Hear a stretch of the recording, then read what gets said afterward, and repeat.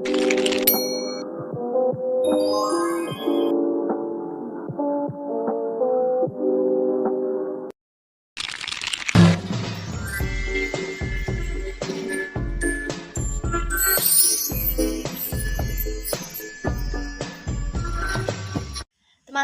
saya memilih pendidikan bahasa dan sastra Indonesia karena yang pertama, saya sudah ditolak oleh pendidikan guru sekolah dasar.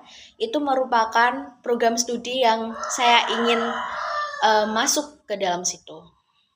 Yang kedua, saya ditolak oleh pendidikan jasmani, kesehatan dan rohani. Itu adalah jurusan impian saya karena sebetulnya saya minat pada bidang olahraga, terutama pada cabur basket. Nah, saya ada sedikit cerita teman-teman. Cabur basket ini saya sudah minati sejak saya kelas 5 SD. Nah, akan tetapi orang tua saya tidak merestui saya untuk mengikuti cabur basket. Alasan yang pertama, kenapa orang tua saya itu tidak setuju ketika saya ingin mengikuti cabur basket. Yang pertama, biasanya pulang latihan itu selalu malam teman-teman. Biasanya dari habis maghrib sampai jam 9. Biasanya juga udah pulang pas habis maghrib guys. Nah, terus yang kedua dari postur saya itu memang kurang mendukung teman-teman.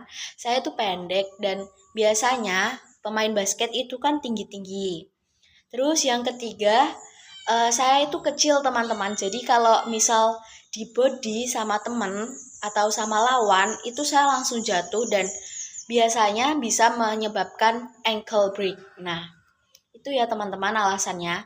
Tapi uniknya saya tidak mau teman-teman untuk berhenti bermain basket. Dikarenakan menurut saya ahli di situ, saya bisa di situ. Jadi saya berpikiran bahwa jika saya minat di situ, maka saya harus terus latihan di situ untuk mengembangkan minat dan bakat saya.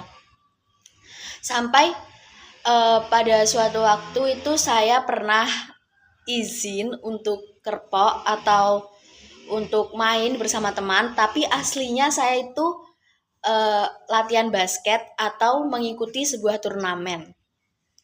Itu adalah masa-masa yang menurut saya nakal ya, karena saya berbohong untuk mengikuti suatu kegiatan yang saya suka. Tapi pada waktu itu saya berpikiran bahwa apa yang sudah saya lakukan itu benar dikarenakan saya mempertahankan apa yang saya sukai. Dan menurut saya, tugas orang tua itu hanyalah mendukung anaknya dan memfasilitasi anaknya dengan kegiatan yang dia sukai.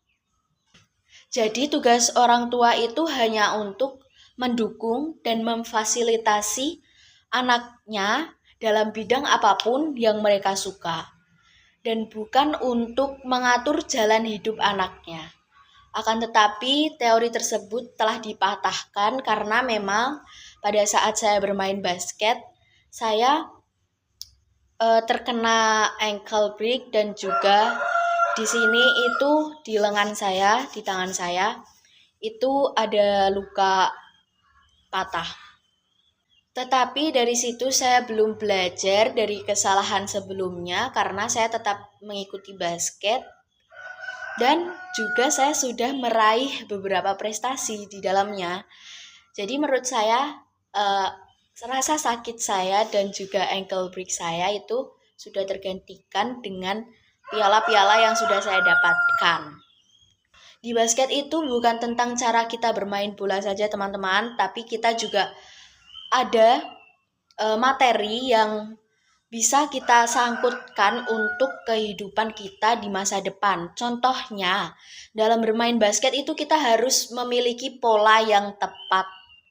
Kita harus berpikir dengan cepat. Kita harus berkomunikasi dengan tim kita untuk membentuk chemistry. Itu sangat dibutuhkan teman-teman untuk kehidupan kita ke depannya. Karena memang kita perlu berpikir dengan cepat. Untuk mengambil suatu masalah atau suatu perjalanan hidup, kalian harus benar-benar berpikir dengan tepat dan juga dengan cepat untuk mendapatkan kehidupan yang kalian mau. Kalian juga harus berani untuk mengambil resiko dengan apapun yang terjadi, karena di kehidupan ini, jika kalian tidak mengambil resiko, maka kalian bisa saja tidak jadi apa-apa. Jadi lebih baik kita mencoba, akan tetapi kita gagal, daripada kita tidak mencobanya sama sekali dan tidak akan pernah tahu hasilnya seperti apa, teman-teman. Ya sudah teman-teman, sepertinya cukup sekian video dari saya. Terima kasih atas perhatiannya dan terima kasih telah menonton. Wassalamualaikum warahmatullahi wabarakatuh.